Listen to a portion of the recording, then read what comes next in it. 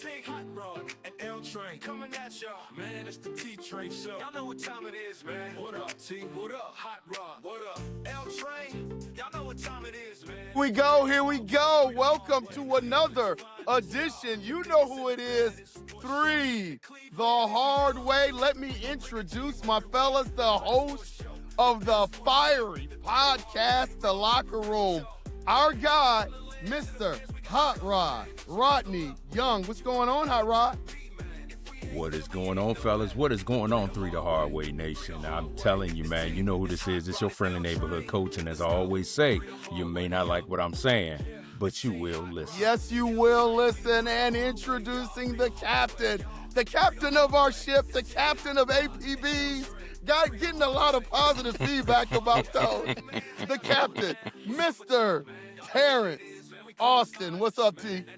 What's going on, gentlemen? What's going on, everyone out there? 3 the Hard Way Nation. Let's get this ship underway. Let's get it going. Let's go. Man, fellas, lots to talk about. There's a lot of different avenues we're going to touch on today. But this big college basketball scandal, man, is something that's just been in the news. Just kind of wanted to touch on a little bit. T, you text me, say, hey, man, we should talk about this on the show. I got a couple of emails. Hey, fellas, what do you guys think about the college scandal that's going on? So let's talk a little bit about it, touch base, and kind of figure out what we know and some of the things that's been going on in the news. What do you got on that, T? Yeah, I first heard about it, what was it? I think Wednesday morning, listening to The Odd Couple. I think they started off with about 20 people that were that had been charged, arrested, charged, or whatever have you. And first thing that came to my mind, it wasn't your Dukes and your Texases or your UCLAs. It was like D1A schools. I think Central Michigan, Albany, some of the other schools. Correct me if I'm wrong. But, bottom line, first thing came to mind to me is prop bets, okay? Yeah. Now the NCAA, Major League Baseball, NFL, all of them have gotten into bed with big gambling, okay? So the toothpaste is already out of the tube. Gambling isn't going anywhere. It's not going anywhere, okay? It's not going anywhere. And then, not everybody is making that big NIL money like the quarterback of Indiana or the wide receiver for Ohio State or the quarterback for Texas. Some of those other kids at those, D1A schools, again, aren't making all that money. So when someone approaches them, okay, and say, hey, man, I just need you to make a couple of 3-pointers, just kind of detailing some of the things that, they want them to do, and we'll pay you 30, 40 grand. That's hard to turn away from that, okay? It is. It's really, really hard. So, my thing is, allowing prop bets to go on in sports is where the problem comes into play. Now, just me and you all too, we're fans of the game. Yeah. We're fans of teams. I don't bet. I don't bet. Even though I have a lot of money, I don't bet. I like the Browns. I like the Cavaliers. Yeah. I like my Guardians. I root for teams. I know a lot of people that say, hey, I'm in this fantasy league and a couple of, players on your team did this and did that. I'm not into it like that. Okay. I'm a old school guy who likes, the teams. But again, we're beyond that. It ain't about what I like, okay? Because again, like I say, Major League Baseball, NFL, NBA, NHL have gotten in bed with big gambling, and it's not going anywhere because it's big money. But again, like I say, when you approach these young kids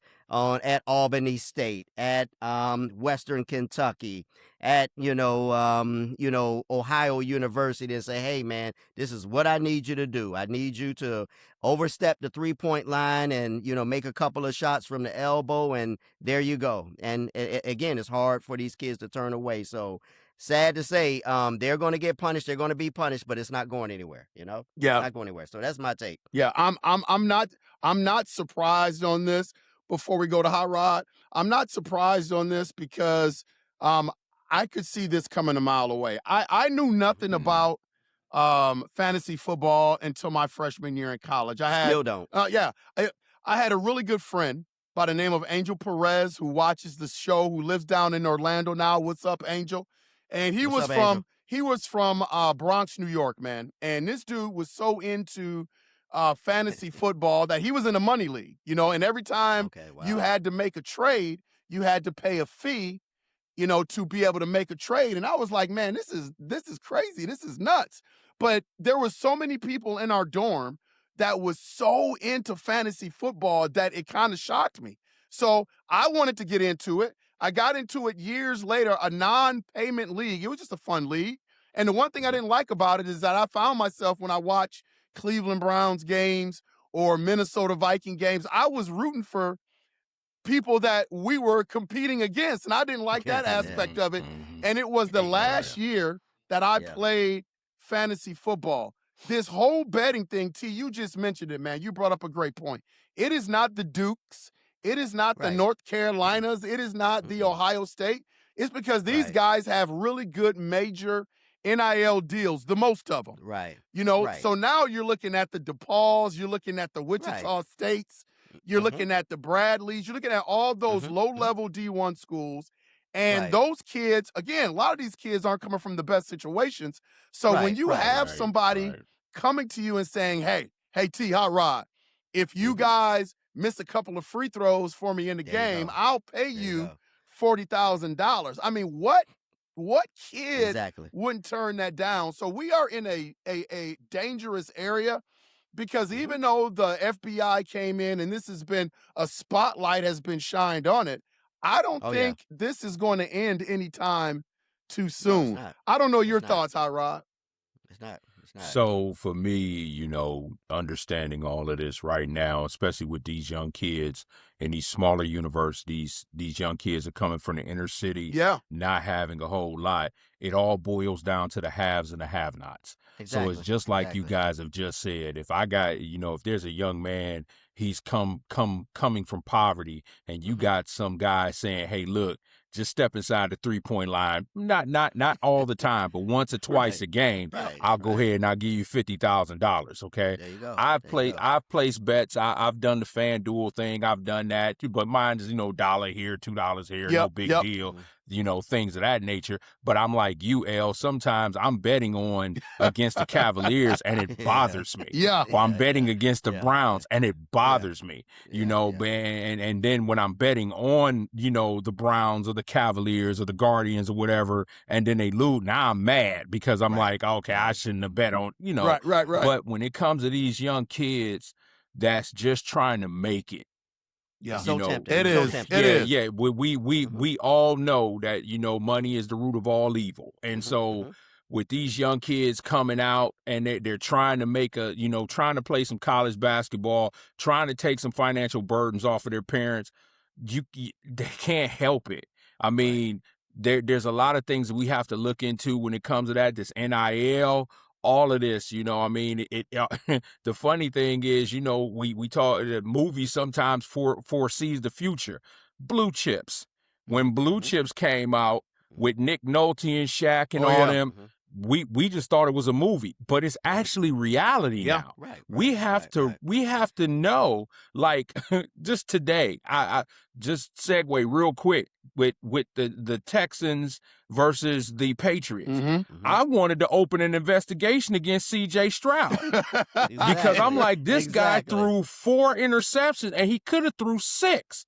And because of this, it makes you think like that. Whereas in years ago, it was just like, okay, C.J. Stroud had a horrible game.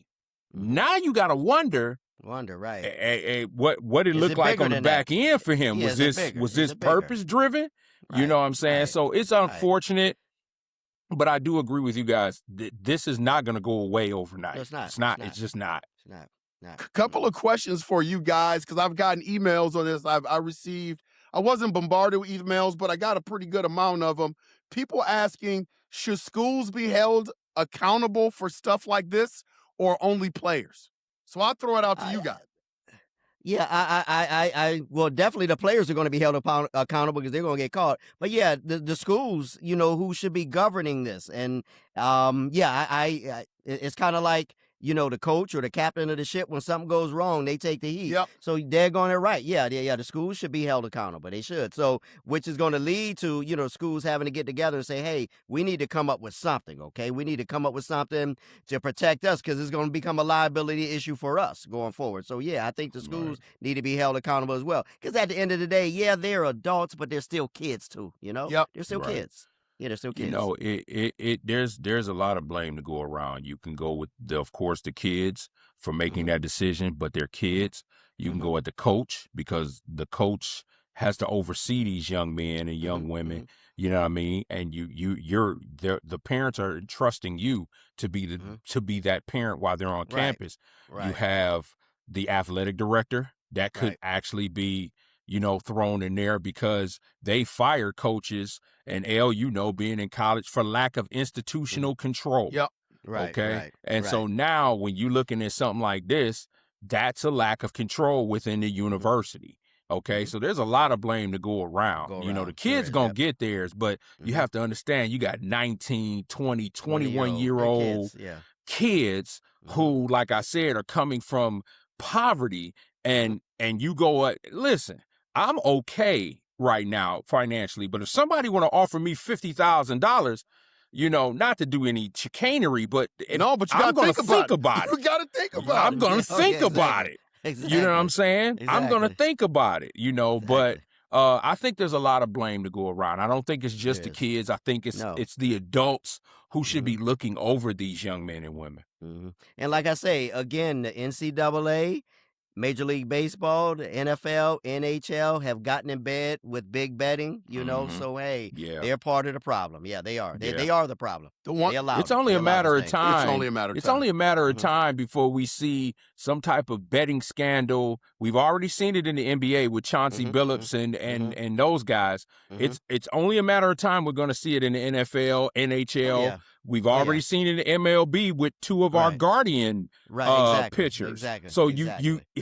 it's Exactly. going to happen. It's going to happen.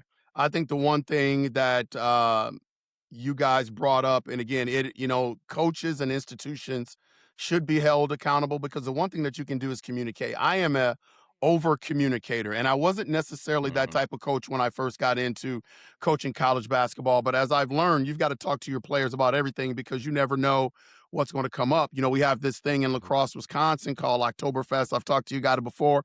I've always talked to my players that weekend, letting them know that not only are you representing yourselves, but you're representing the Right. university. You are Exactly. representing your coach as well. So, whatever black mark you get out there, if you're acting inappropriately, ultimately is going to fall back to me. Oh, yeah. When we're on the road, there's a certain amount of etiquette that we have to have on the road. You can't leave the hotel. So with all of this stuff, now there's the NIL stuff, and now there's sports betting. So you have to have those conversations with your players.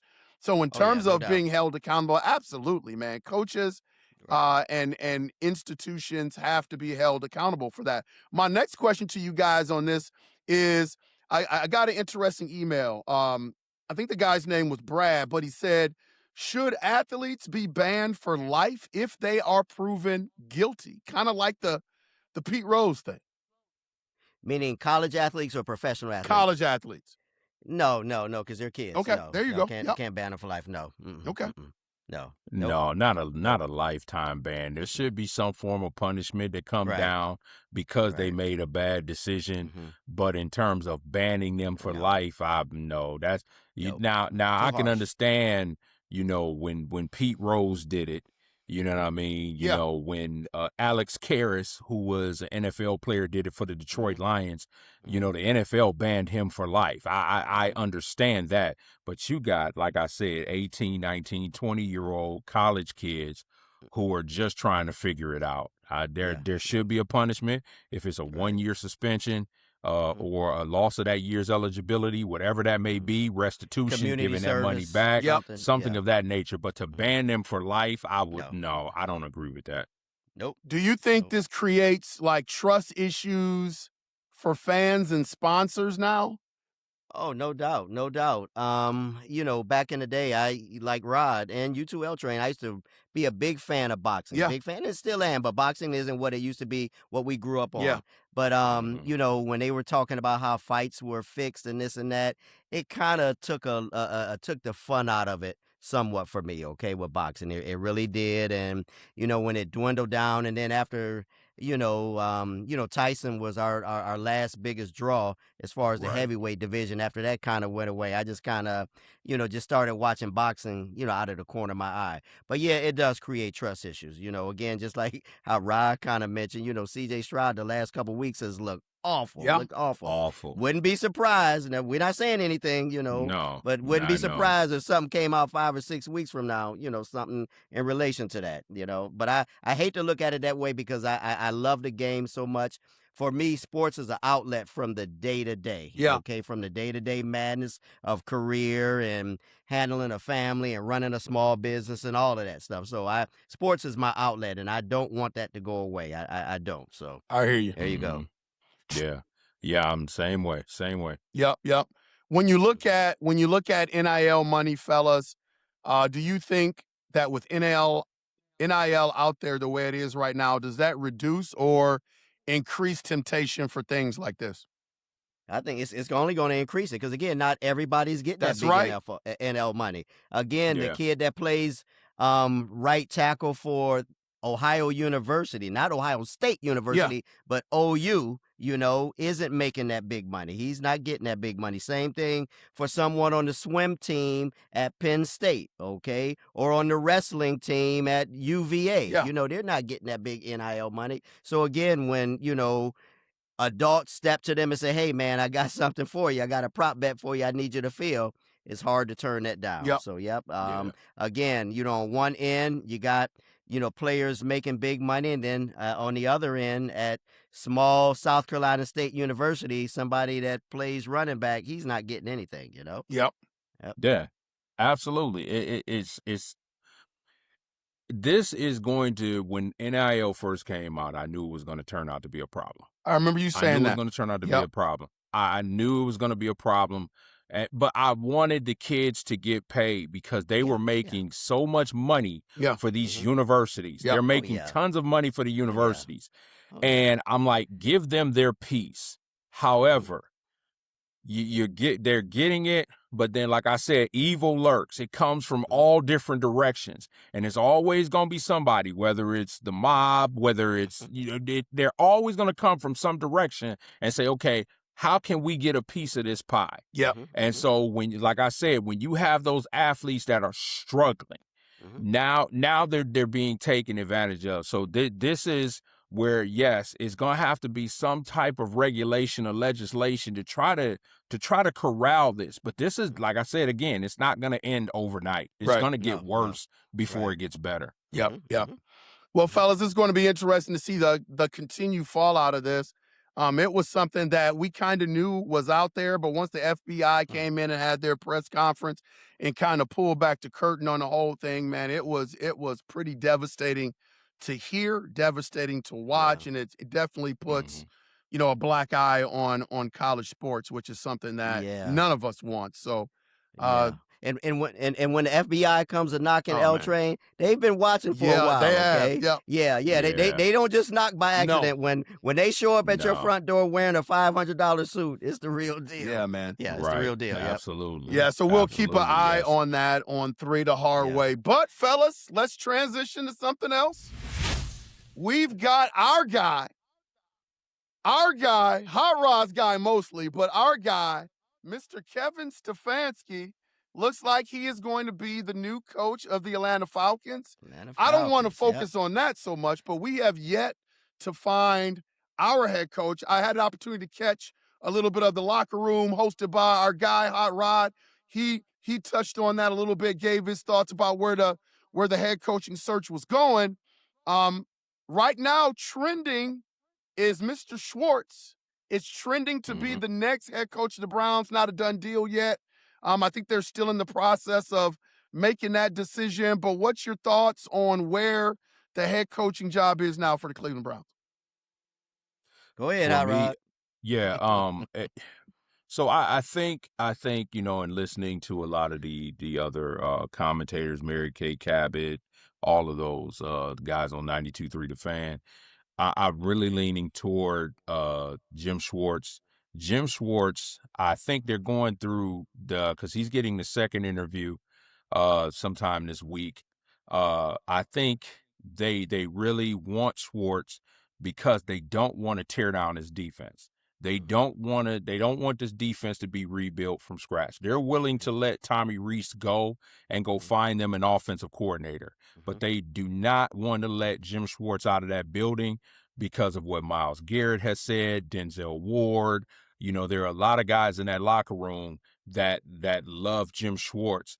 Two, the Browns really want someone who can allow Shedeur Sanders to be Shedeur Sanders.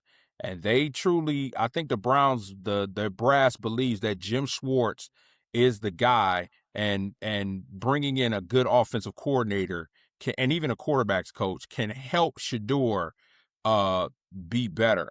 Like I said, I've said this on this show before. I think the Browns are going through a soft rebuild. They're not tearing it down to the screws. They know that they have one of the top ranked defenses in the NFL. They know they have to fix the special teams, but they know they have to fix the offensive line and the receiving core. And so while everybody like Fernando Mendoza is out of the mix now, he's probably going to end up with the Raiders. Dante Moore said, I'm going back to Oregon because he was horrible in the college football playoff and he wasn't going anywhere. That's another thing that back in the day, Dante Moore would have went to the draft. Why? Yep. Because he needed the money. But now that he's getting his NIL money, he can stay. He don't need it. Okay. Now real quick, Hot Rod, did Schwartz interview for any other jobs, or did any other teams call him for their head coach? That's the thing. There's no one else that has called Jim Schwartz. Okay. So Jim Schwartz is the only one. He's interviewed with the Browns. He has not interviewed with anyone else. And so because he's getting a second interview, he is now the lead candidate to get that job. And so I think what the Browns are going to do is they're going to hire Schwartz, and then they're going to see if and I'm just throwing names out here, if a Mike McDaniel or Udinski or one of these young offensive minds can come in and be an offensive coordinator. The gentleman's name slips my mind, but he actually is he's a coach for the Rams. I think that they're going to get a high level offensive coordinator.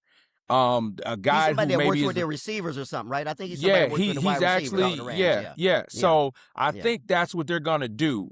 Because they like the core, and of course Jim Schwartz. And I say this with all due respect, this is his last time. He's got to make this work, because if Jim Schwartz does not make this work, if he is hired as the Browns' next head coach and he does not make this work, Jim Schwartz will never get another job again. Period. He might as well retire. But I understand why the Browns are doing it, because they want continuity in Berea. I'm good with that. with that. They want someone that they can control. Okay. That to me, now Jim Schwartz is going to stand 10 toes down, but at the end of the day, if Jimmy Haslam says this is what we're going to do, Jim Schwartz is going to do it. Yeah, he's a team player. He's a team player. Yeah. Mm-hmm. Yep. Mm-hmm. And with Harbaugh out of the picture, with Brian Flores, us not getting a shot at him, and Mike Tomlin, he won't come here. I'm great on Schwartz. I really am, because again, he knows the system. He knows what we need. He's right there. He's got respect of the locker room, and I feel that he can get a good offensive mind to come in and be the coordinator, like a Mike McDaniels, or that guy that's on TV in front of me now with the Rams, that wide receivers coach, or someone else, or Udinski, with Jacksonville, and he did a heck of a job this year with that team down there in Duval. So I'm hoping at this point, it be Schwartz, and let's get it going. Yep. Yeah, that's what I say. The one thing that I like hanging around you fellas is that you guys educate me on a lot of stuff. See, sometimes I just sit back and listen. And I was watching an episode of The Locker Room, and I had been sitting here wondering, like, why haven't they called my boy Brian Flores? Like, I wasn't mad at him, because I would like to keep Brian Flores, but then I heard they want him in Pittsburgh. L. Train. I know they do. They want him in Pittsburgh. Yeah, but but then I was listening to my guy Hot Rod, and then my guy Hot Rod said, you know what? If they brought in Brian Flores, he's a 3-4 guy, and the Browns run a 4-3, and that would directly affect my guy Myles Garrett, right? So I'm like, okay, Right. Hot Rod, Yeah. see, this is why we're 3 the hard way, because you Mhm. Hot Rod has more football knowledge in his little He pinky does. He than I does. probably have in my whole body. So I never even went there and thought about that. But that was Yeah. a major point. The whole Jim Schwartz thing, fellas, I'm gonna be the odd man out. I don't like it. I understand You've been it. consistent with that. You say you don't want no No, coordinator. I You've been listen, understand consistent it. with I that. You've been understand consistent. it. I understand it now. I get it.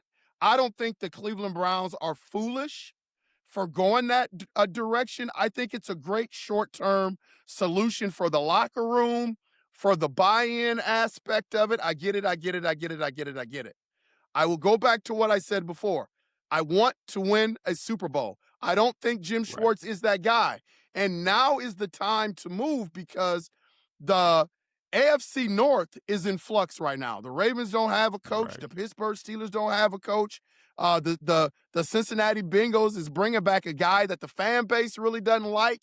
It's not so. Right. This is the time for the Cleveland Browns to get it right. And I don't know what's going on behind closed doors, fellas, because when the Browns brought in Deshaun Watson, after Deshaun Watson said, I want no part of Cleveland, I thought the deal was done. So I'm not going to sit here and act like I'm in the inner circle of the Cleveland Browns and I understand what they're doing. They could be working on something pretty heavy behind the scenes. I just don't get that feeling. And so my only criticism is, have you done the best job that you can to target the coach that you want? And if they can answer that question with a yes, and ultimately if that is Schwartz, then I guess I have to be cool with it. But this is Yep. the time to get it right. Yeah, L Train, but it seems like the pickings are slim. It's kind of like I live here on the East Coast, okay? And when there's a hurricane coming across the Atlantic that we're not sure about, you go into the grocery store, if you get in there too late, all the shelves are empty, Correct. okay? They're empty because that storm is coming. There's not much to choose from out there, you Yeah. know? There isn't. But I hear what you're saying. Don't get me wrong. We want to get it right.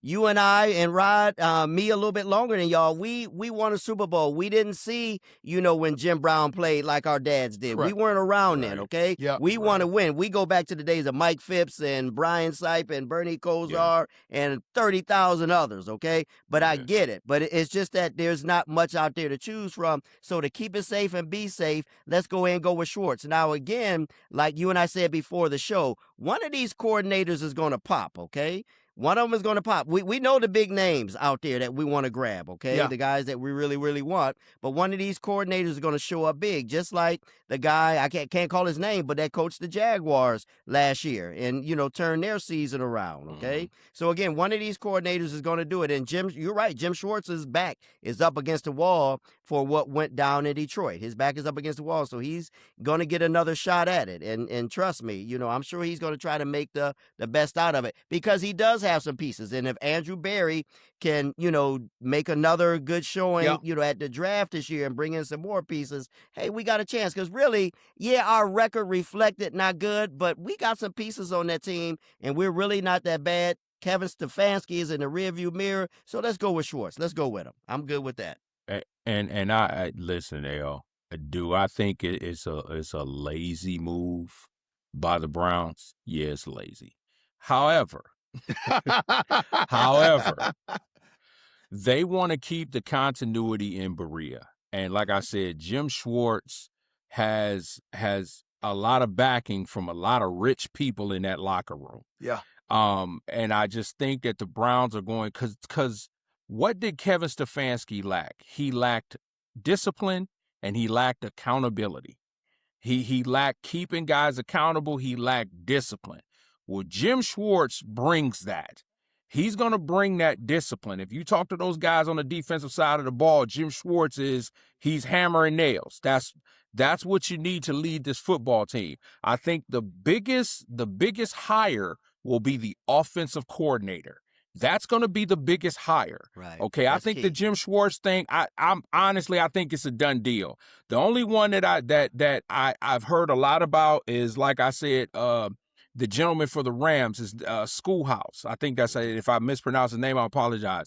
But I've heard a lot about that guy with Sean McVay. I have too. That he actually has designed a lot of the plays that Sean McVay runs. Yep. So don't be surprised if Jim Schwartz doesn't get the job. Here's the thing. Jim Schwartz is still up under contract. The Browns have already said if they do bring in another head coach, they're just going to bless Jim Schwartz with them. Now, I don't like that because for me, any self-respecting head coach, they want to pick their own people. But the Browns have already stated whoever the head coach is, Jim Schwartz is the defensive coordinator. You ain't got to go look for that. Yeah. I don't like that, so to say, but Jim Schwartz is going to be in Cleveland either way, unless he just says, I'm not doing it. So for me, do I like Brian Flores? I do. I think Brian Flores is just an underrated candidate. And as I said on the locker room, I think he is a perfect fit for the Pittsburgh Steelers. Mm-hmm. Perfect fit. Mm-hmm. Okay. He already coached there under Tomlin. And to make him the next head coach, I think it would be a steal for the Steelers. Now, we'll see if the Rooney family can figure that out. Okay, I know they're going to interview a whole bunch of people, but I think Brian Flores is that guy. Like I said, the only reason that he wasn't in Cleveland is because he runs a 3-4 defense. Great point. And Myles Garrett is not going to run a 3-4 defense. No, he wouldn't fit. All. He wouldn't fit. He wouldn't fit. Yeah. So that automatically eliminates Brian Flores. So, but yeah, Jim Schwartz is going to be the guy. I can see it in the next week to 10 days. Because they got to get ready for the, for the Senior Bowl. They got to get ready for the draft. They got to get ready for all that. So yeah. And I will say it'll be a vast improvement from Kevin Stefanski right off the bat. It will be. It will be. Yeah, well, getting a dead man from the grave will be better than Kevin Stefanski. Come on, Cap. All great points for you guys. I can't argue any of those points, fellas, but I will always turn back to this, and I'll stand on it with 10 toes because I'm not going to move from this. I am so Super Bowl focused for the Cleveland Browns, and all the points that you brought up are valid points, really, really good points. I am just so Super Bowl focused for the Cleveland Browns. There's an old saying out there, are you hungry when you talk to your teams, or are you starving? And I'm starving for the Browns to get out of this rut. And I don't buy the fact that there are slim pickings out there when it comes to coaches. I think all three of us have done pretty well for ourselves. But I don't think any of us, without looking at your checkbooks and your bank account, I think it's safe to say, I don't think any of us are billionaires. So when you are a billionaire, you can shop anywhere you want. Yeah. And that's the pressure I'm putting on the Cleveland Browns ownership. Open up that checkbook and go get your coach. It's time, Cap. Jimmy and D got a deep checkbook. They got a deep checkbook. I drive up in Interstate 95 all the time between Jacksonville and Washington, D.C. And at every pullover of those Flying J truck stops, and they're jam-packed, man. They're jam-packed. You can even go in there and take a shower, man. You can take a shower in there. Yeah, they're jam. So, Jimmy and D got money. They got big money. They got big money. Yeah. But again, if it's Jim Schwartz, out of all the people that they could hire, like, I'm not opposed to that. I'm not opposed to that at all because I know it is a great short-term fix for that locker room, the culture, and the players that are already there. So I get it. I totally get it. Right. Looking at the NFL playoffs, there have been a lot of good games, fellas. Give me your thoughts initially about what you've seen yesterday, what you saw so far today with the Texans. Two good game. Well, one good game yesterday, okay? Buffalo and Denver. And Buffalo just can't get it done, man. I tell you. Yeah, they just and I feel for that team because they're similar to us. They're straight up the road on Interstate 90. Buffalo and Cleveland are cousins and first cousins, okay? And they just didn't get it done yesterday, man. I tell you, turnovers are the tale of this weekend. Even with the first game on today with C.J. Stroud, what did he throw up? They 5-6 takeaways in that game, and you're not going to win a game like that. No. Okay, so it's all been about protecting the ball and lack of protecting the ball. Okay, going back to yesterday's game, Buffalo and Denver, man, it was turnovers that killed it for Buffalo. That second game, I tell you, your boy Sam Darnold and those Seattle Seahawks, man, they look dominant. They look unbeatable. Yeah, they look real dominant. They look real dominant. And for them to play that well at home, because like I say, Seattle plays even better on the road. So for them to show up like that at home, okay? Yep. So they were dominant. And then, today's game, again, the Texans with that nasty defense, but their quarterback, CJ, he's a Buckeye, spooked, man. Cap. Oh, he looked spooked. He looked spooked. Go Bucks. Yeah, he didn't look like no Buckeye today, man. He didn't look like, oh man, it was terrible. So that's what, what's happening so far. Now this game and I know you got it to watch later, but this is a good one that's going on right now in the freezing cold in Chicago, okay? But great playoffs this weekend, minus that the way that Buffalo played yesterday and San Francisco, and then today with New England taking it to the Texans, man. Yeah. I mean, I had a conversation today with my oldest son, Rodney, and he made a statement which is true, is Josh Allen wasted an opportunity. Oh my God. This was the perfect opportunity for Josh Allen to get the Buffalo Bills to the Super Bowl. Yep. No Patrick Mahomes. Yep. No Mahomes. No Lamar Jackson. You don't have those obstacles in front of you. And all you needed to do was beat the Broncos, and you didn't get it done. Now, the Broncos have a problem as well because Bo Nix broke his ankle. Yep. So now you've got to go into the AFC game. You got to go to this next game. I think it's the AFC Championship. Yep. You got to go into the championship with your backup quarterback. Yeah. Okay. Now, Sean Payton is a very good coach, so I'm not saying that this backup will not be prepared. But you don't want to go into that's not ideal. One of the biggest games. Right, no, it's not at all. It's not at all. And as for Sam Darnold in Seattle, man, they put Book the Behind on the 49ers. The 49ers were they looked like they didn't belong in the playoffs at all. I mean, they took it to them. But my apprehensiveness is because it's Sam Darnold. Yeah, you get the. It's almost like Jameis Winston. You get the good Jameis and you get the bad Jameis. Yeah. So you got the good Sam yesterday. Yeah. Hopefully he can continue. But if I was betting money, I'm not putting money on Sam Darnold. I'm not doing it. But he's brought the Seahawks a long way. The Texans today, C.J. Stroud was just awful. He looked spooked. Yeah. He was awful. And I think I texted, when does DeMarco Ryan, when do you pull him? Yeah. Because I said at halftime they should have benched him. At halftime they should have benched him. The interceptions that he were throwing were egregious. Where one, he rolled out, he got rushed, and instead of just throwing the ball into the dirt, he throws it up for grabs. That's not good quarterback play.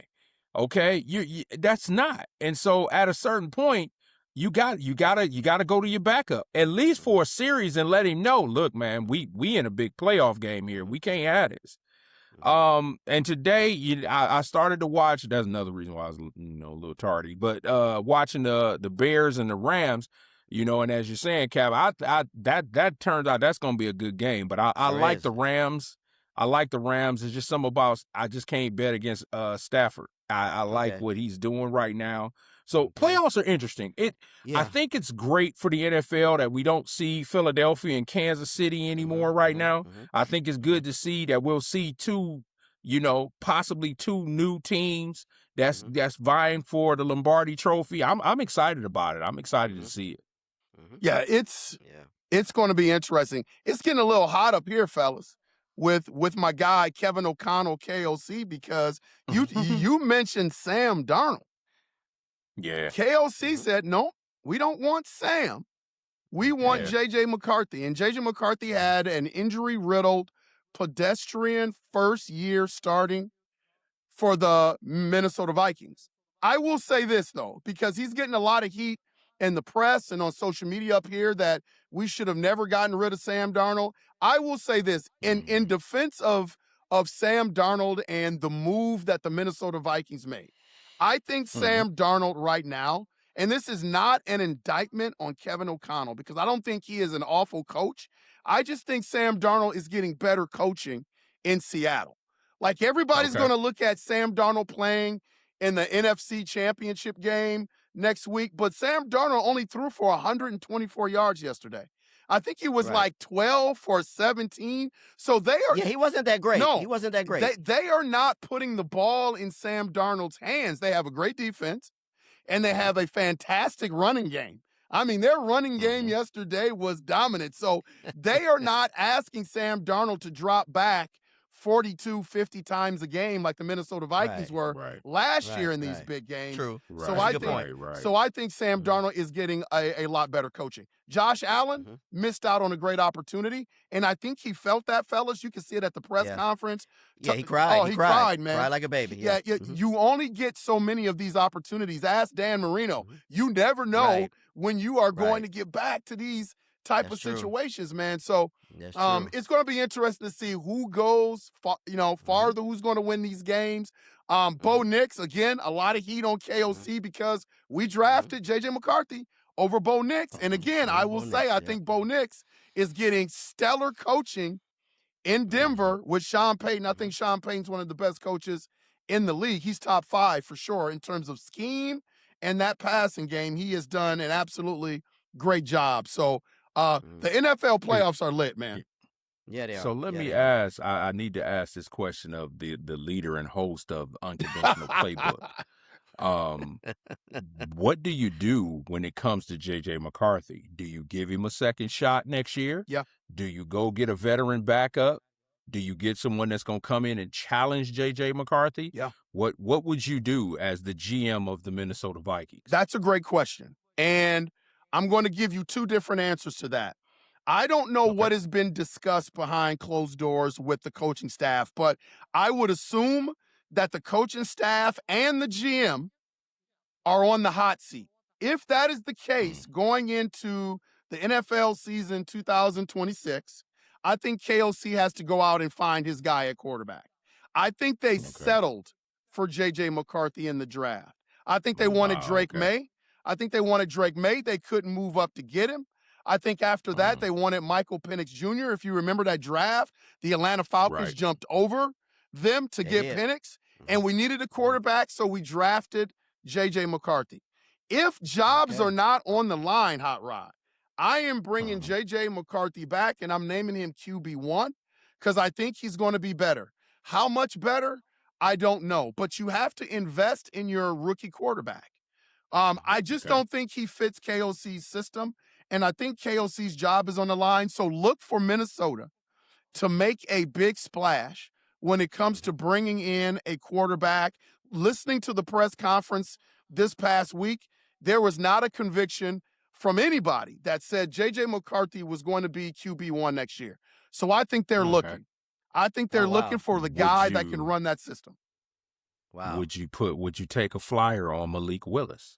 I don't think because he is going to be a free agent. Listen, man, I wish, Hot Rod, that we could take a talent like Malik Willis and install him into our offense. But I don't know how much you follow the Vikings. KOC can't coach that type of quarterback. I wish he could, but we had someone similar. We had the Pastronaut a few years ago, and the more the Pastronaut learned the playbook, the worse he got. He had 3 games initially when he didn't know anything. And the more KOC got into his head and made him learn the playbook the way he wanted him to learn it, Dobbs got worse. And I think Malik Willis would be the same type of quarterback. Kevin O'Connell likes the big, strapping, strong-arm quarterback. And I think that's the type of quarterback. Look for them to go after Matthew Stafford from the Rams. Look, those type of situations. But to answer your question, I don't know who they're going to get. I don't know how they're going to get them, but I look for them to make a big splash in terms of quarterback. And L Trade, I wonder what that does for J.J. McCarthy's psyche going forward, knowing that, hey, you're just not that guy. We don't see you as that guy. What does that do for him going forward? Great. Either one or two things. It may hit him in a negative way, or it may make him say, pull everything out of the bag and say, hey, okay, I'll show you all that I am that guy. I'll show you all. Right. I'll Yep. get healthy in the offseason. I'll get right, and I'll come in ready to compete, in April, come training camp. I'll come in ready. Yeah, I think the way the Minnesota Vikings are going to approach this thing is I think they have a lot of regrets. I think they regret not solidifying some sort of deal with Daniel Jones and letting him go. I think they regret letting Sam Darnold go. I think they regret letting Aaron Rodgers go, and they put all their eggs in the basket of J.J. McCarthy. I think they're Wow. still on board with J.J. McCarthy, but I don't think they're going to make the same mistake twice. They're not going to put all their eggs in that basket. And the verbiage that they're using is, we're going to have the most competitive quarterback room in the league. So I don't think they're out. I think they're just saying to J.J. McCarthy, we're not out on you, but it's time for you to earn your stripes and win this job. Yeah. And they're going to do Right. everything in their power to make that quarterback room a little bit better. Because that's a very tough division y'all are in, starting with Caleb Williams, like I told man. you. Oh, That man. kid, man, yeah. Yeah, you said it. You said it, Cap. You Mhm. said it. College football playoffs tonight. Not tonight, tomorrow night. What am I night. talking about Mhm. tonight? Tomorrow night, Yeah. Indiana and the U for my guy JT U. out there. Any previews, thoughts about that game? Who you got in this game? fellas? Number 10 Miami against number 1 Indiana. I'm rooting for Indiana just I'm rooting for for, it too. again, Big Ten, just representing Big Ten. But it's going to be a good one. It's going to be a good one because both teams are going to come out and fight, both of them. Both of them have nasty defenses. Yep. Indiana's going to have to jump out quick like they normally do, okay? Don't let Miami hang around and create a wrestling match. You got to jump out quick, fast, and in a hurry and jump on top of them and have them play catch up. But if you come out and it's a wrestling match, where you're fighting with them, hey, it could lead to an upset of Miami winning. So, yeah, you got to hit them fast, knock them out quick, fast, and in a hurry. Yep. Yeah, no one. This is not going to be a blowout. Miami has a stellar defense. They have a really good offense. I know Mendoza and Indiana is really good. This is a really good matchup. I'm riding with Indiana because it's the Big Ten. But I'm really excited to watch this heavyweight fight that I think is going to take place. I think, now, the guy inside of me wants Indiana to win so that Michael Irvin can go back into his hole and sit down. Saturday Night Live got him good last night too. Oh, Saturday my Night Live goodness. got him. Yeah, they got him. They Yeah, got but Michael. I really seriously really want to see a really good national championship. You will. And We will. I think we have the makings of a really good national championship game. Mhm. I think the tip is going to be I've over the last few weeks I've become a big fan of Kirk Signetti. Yeah. What he has done in Indiana, I think is tremendous, and I it's agree. not belittling Miami and what they've done, but in terms of everybody saying, "Oh, the U is back," yeah, hold up, pump your brakes for a second. All right, just relax. But I seen what Signetti has done in Indiana, and I'm really appreciative of how he's turned that program around. So I'm really looking forward to seeing this. I really do. I think blows going to be thrown. I think it's going to be a puncher's game. It's going to come down to who can create the most turnovers. That's where I think this game. Who's going to make that crucial mistake, and you'll get your national championship.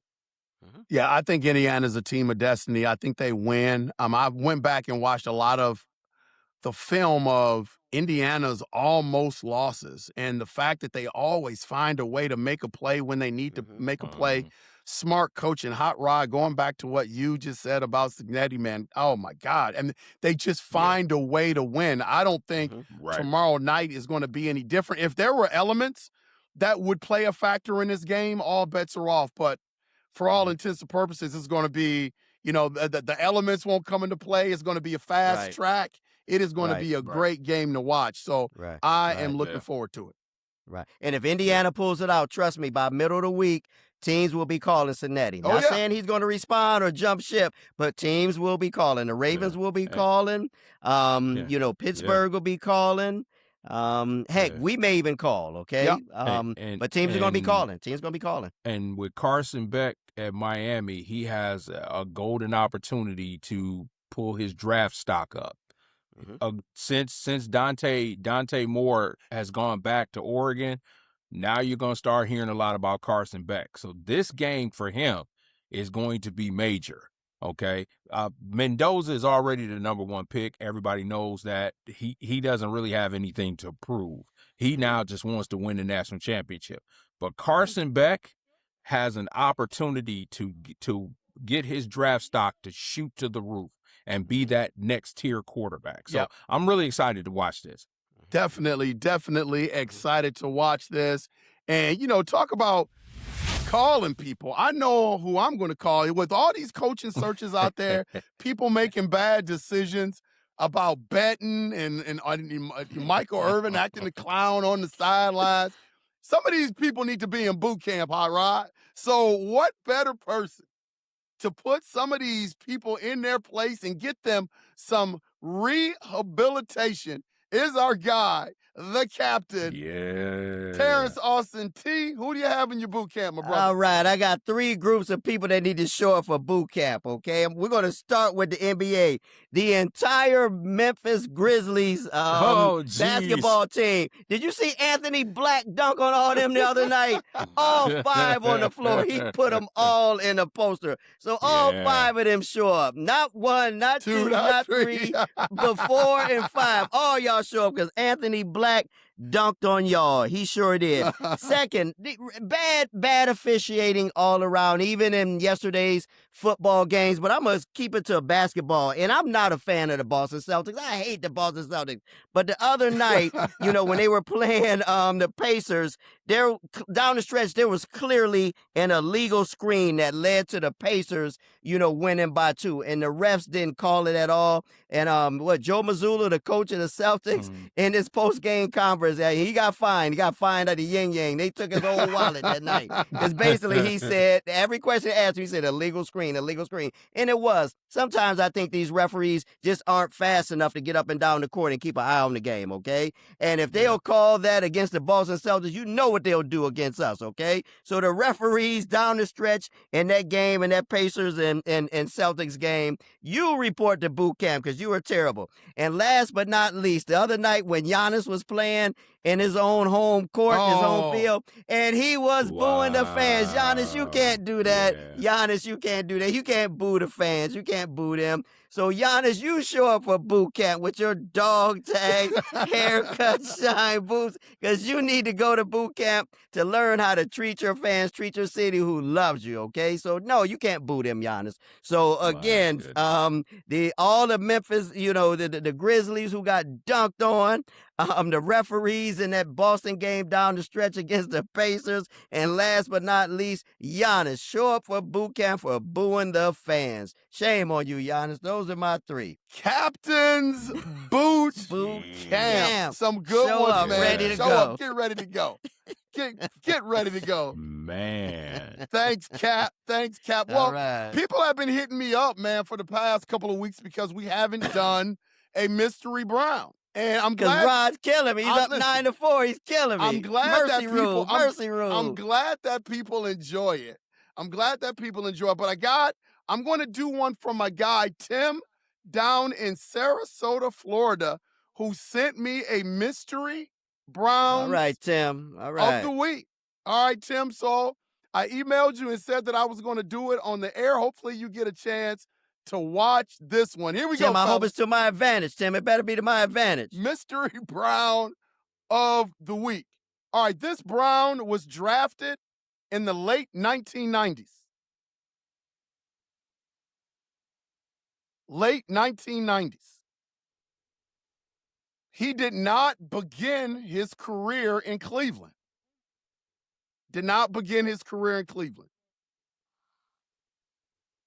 He played primarily on the offensive side of the ball.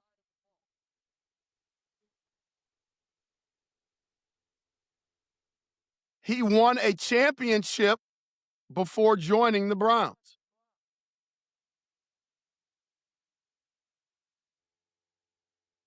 He didn't have a lot of speed, but he was known for his reliability and his toughness.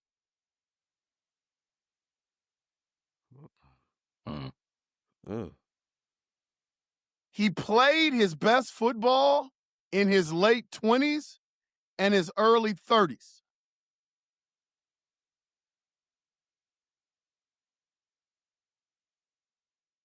He was often used as a possession, target, and a chain mover. Herman Okay. Fontenot. Nope. He had strong hands and was really trusted on third downs. Michael Jackson. Nope. Late 90s. It wasn't Derek Anderson. Nope. Okay. Okay. Andre Rison. Nope. I was known for blocking and doing the dirty work.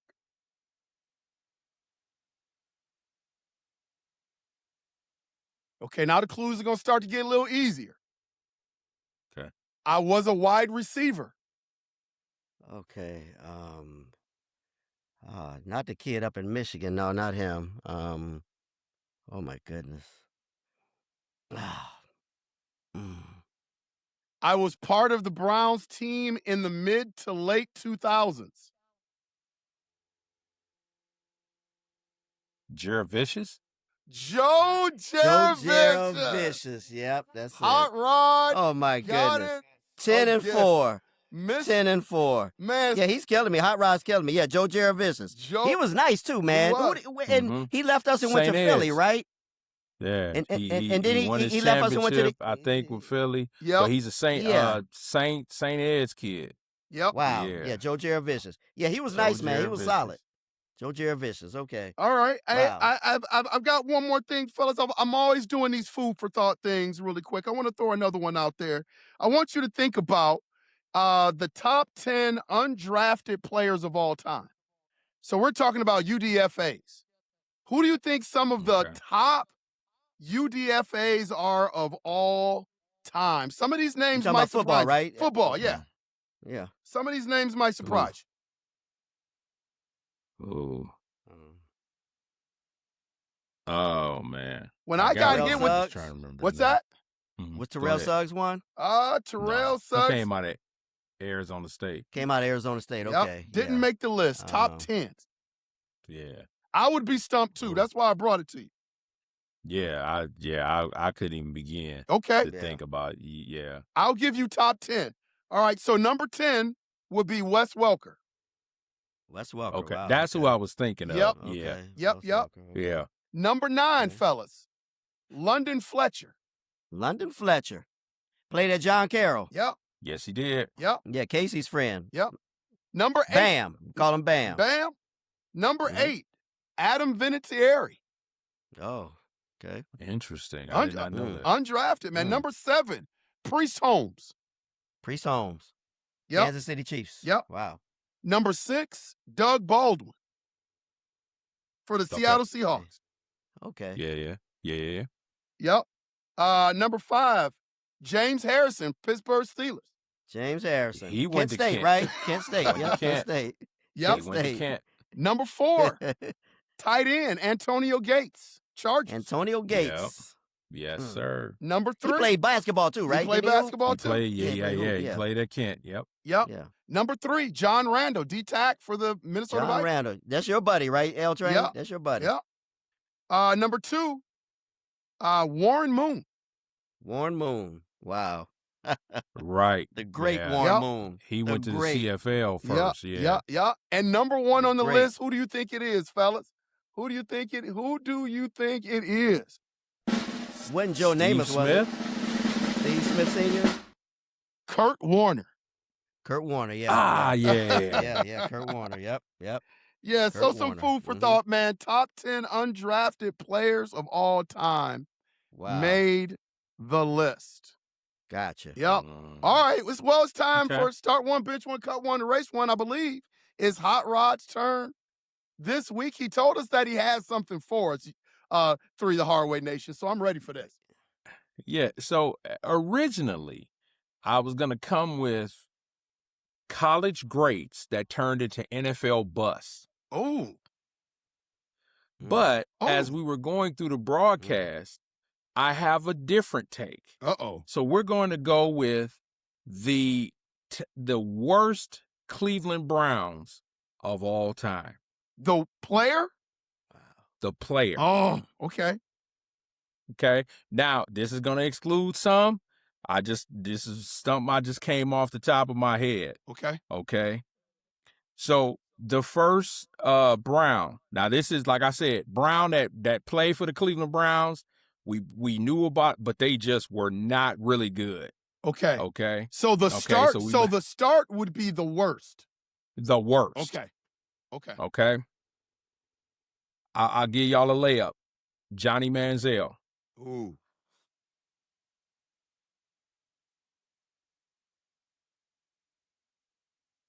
Number 2, Mad Dog in the Meat House, Mike Junkin.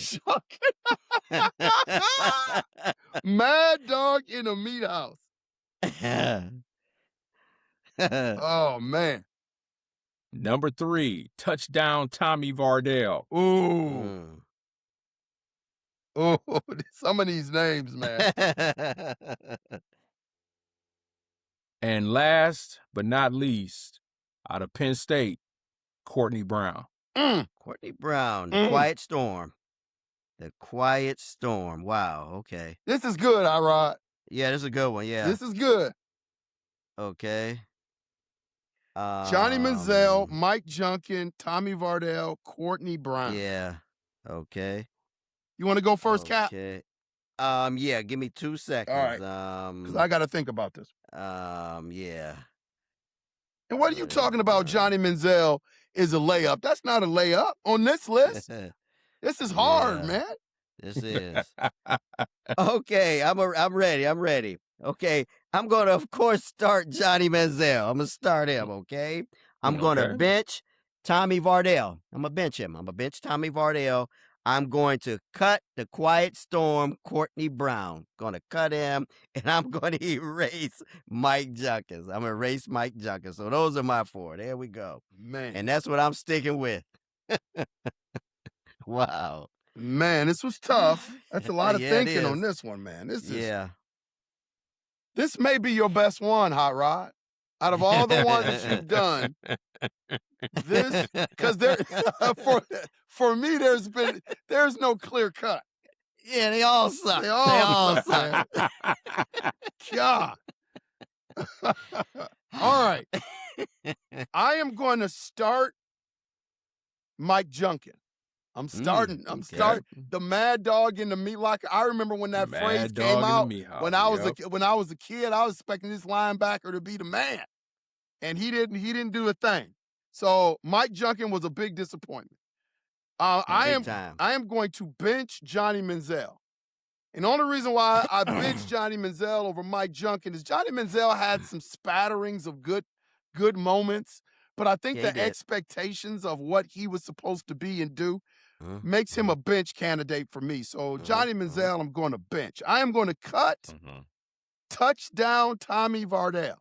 Tommy Vardell. I am cutting him, and I am erasing Courtney Brown. Out of all that list, he was probably the least worst of our problems. So I'm erasing Courtney Brown. Wow. So I agree with you, L Train. I will start Mike Junkin. They, like I said, Mad Dog in the Meat House. He was a puppy in the penthouse. They tried to compare him. I remember they tried to compare him to the Steelers' Jack Lambert. Oh, my goodness. Yeah. Then number 2, of course, is Johnny Manziel. Okay. Mr. Manziel and, all that came with him. Yep.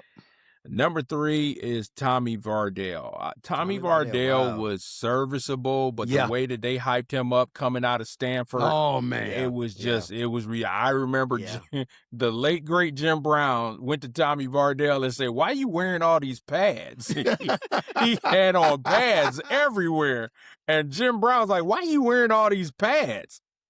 And then last is Courtney Brown. Yeah, Courtney Courtney Brown, he was the Temu version of Myles Garrett. If you remember Courtney Brown in college, he was like Superman. You know what I mean? Before, we talk about LeVar Arrington, you had to talk about Courtney Brown. Yeah. But he got to the Browns and he was average at best. Yep. So that's my top. So real quick, let me give you the NFL bust. It would have been Tim Tebow, Peter Warrick, Trent Richardson, and Ron Dane. Okay. Wow. Great in college, but got to the pros and were a bust in the pros. Yeah. Oh, Ron Dane. That's a name, man. Ron Dane. Wow. Yeah. So there we go. Start one, bench one, cut one, erase one. Erase one. Wow. Hey, man. That was. I think that was Hot Rod's best one, man. That's big time. Because if y'all remember last week, we were all on the same accord. Remember last week? That's right. Yeah, we were all on the same accord. Yeah. So this thing shifts, man. Yeah, it does. Yeah, it does. Yeah, absolutely. All right, fellas, it's time for our parting shots. What do you got? Real simple. The other night when Kevin Love returned with the Utah Jazz, they gave him a standing ovation and gave him a highlight reel, okay? And it just took me back to that 2016 championship, okay? I love that team. I love that team. And again, it was great that they gave him his love.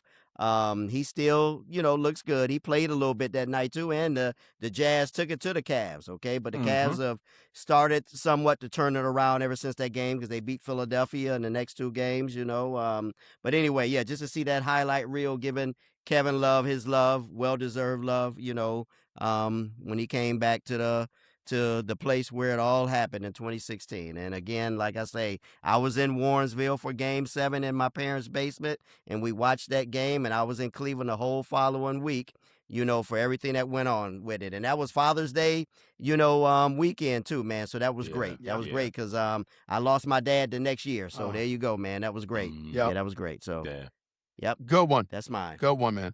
Yep. So my parting shot, I actually going to continue this because I said it on the locker room, is Lynn Jones. She is the reporter for the Jacksonville Free Press.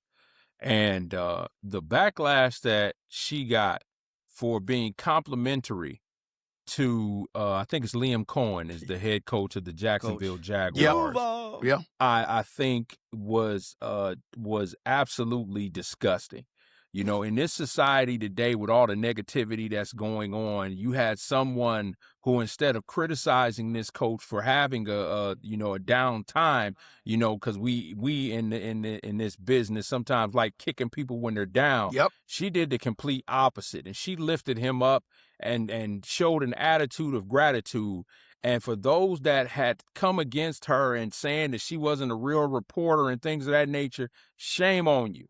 Shame on you, because this to me was a breath of fresh air. As many times as we've criticized, like I've criticized Stefanski many times, this was a time where criticism wasn't needed. And so I applaud Lynn Jones for being genuine and being who she is. And by the way, coming to find out after that press conference, Liam Cohen went to the Jacksonville Free Press and made her the reporter exclusively for the Jacksonville Jaguars. Did he really? So I didn't hear that. Yes, he did. Good job. He went and he made her an exclusive reporter, so she's going to get all the first for the Jacksonville Jaguars next year. So and good for that newspaper too. Good for that newspaper. So it just shows that kindness can go a long way. We have to be kind to one another. And so for her to be criticized because she showed kindness, I think it's terrible. But applaud Miss Lynn Jones. Applaud her. That's my parting shot. That's a good one, man. That's a good one. Fellas, as we've grown up to be men, we've had the opportunity to travel around the world and see some sights that we probably thought that we would never see growing up as little kids. All you worry about is playing video games and playing outside and going to the churchyard and doing all that stuff, man. You never think about where you're going to be when you're 50-something years old. And T, I know you've seen a lot of places being in the military and the amounts that you've had to travel, but, Cleveland will always be my home. But I have a second home. And my second home is Minneapolis, Minnesota. Never thought in a million years that I would ever leave Warrensville, that I would ever leave Cleveland. But stuff turns out. I met my wife in Minneapolis. And so we're not going to make this a political show. If anything, this is a distraction from all of the mess that's out there. We get a chance to come on here and talk about sports. But Right. I'll have to tell you guys that over the past week and a half, it's been really, really painful for me to watch what's going on in Minneapolis. You know, a great city, a great place to raise a family. And what's going on there, no matter what side of the fence you fall on, the optics of what's going on there, it doesn't look like Minnesota, yet and still doesn't look like the United States either.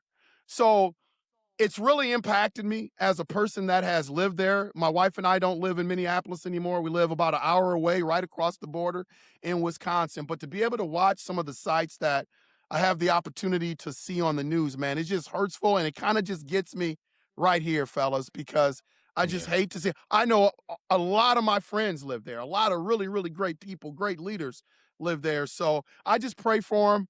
I hope they find a resolution to all this stuff quickly, because the optics are just bad, fellas. It's just bad. And for a person that basically had the second part of his life growing up in Minneapolis and the St. Paul area, man, it's just been a bad thing and a hard thing for myself and for my family to watch. Definitely. That's my parting shot. Yeah, be safe up there, man. Yep. Yeah, be safe. Yes, definitely. Everybody be safe. Yeah. This has been 3 the Hard Way, fellas. Another great show. We're just going to keep banging these things out, man. We're going to keep an eye on everything. Watch that great national championship tomorrow. I've got it. Seems like we got Indiana, all of us winning this thing. We're going to talk a little bit of Cavaliers. We're going to try to get our guy from Warrensville, Mr. Brad Sellers, on the show. Mayor. Yep. Mayor. Once football ends, we're going to get him on it to get his thoughts on what the Cavs are, the state of the NBA, all that good stuff. So 3 the Hard Way, we're just going to continue to grow this thing. Fellas, it's been a pleasure, man. Gotcha. And be safe this Always. week. That's right. Be safe and enjoy. Tomorrow's a federal holiday, just about to Dr. say King that, Day. It's not a day off; it's a day of service. So I'm going to read to a group of kids tomorrow. I love reading to kids. Y'all know I do. And remember, I have a bookstore, the Printed Word Bookstore in Portsmouth, Virginia. You can look us up on Instagram, Facebook, and on YouTube. The Printed Word. If you see a book that you like, I will send it to you. Don't go to Amazon or Barnes and Noble. There you go. If you're a 3 the Hard Way fan, That's right. I'll pay out of my back pocket to ship it to you free. So go to our YouTube, Facebook, Instagram. Yep. The Printed Word, Portsmouth, Virginia. The Printed Word Bookstore. Do we get That counts for y'all too. discounted Yeah. rates here? Y'all want a book? Y'all buy a book. I'll ship it to you free too, Hot Rod. You I'll ain't ship it to said you nothing free. but a word, Cap. Got you. Yes, sir. All right, fellas. All right, this has Y'all been be blessed, man. This has been 3 the Hard Way. We will see ya when we see ya. Thanks for watching. Don't forget to like, subscribe, and share.